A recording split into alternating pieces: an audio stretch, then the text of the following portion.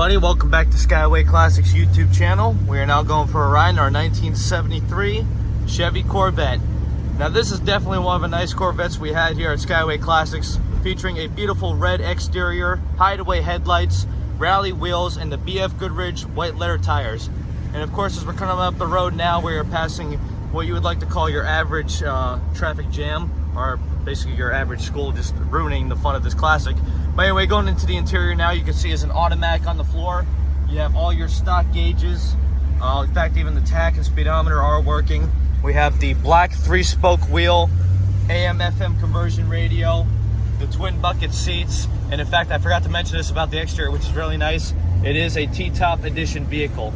But anyway, skipping that part, let's go underneath the hood to that nice 454 big block.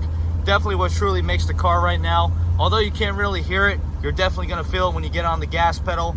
Of course, you can see right here is also stamped 454. And besides that, we can also give you a little bit of a brake test.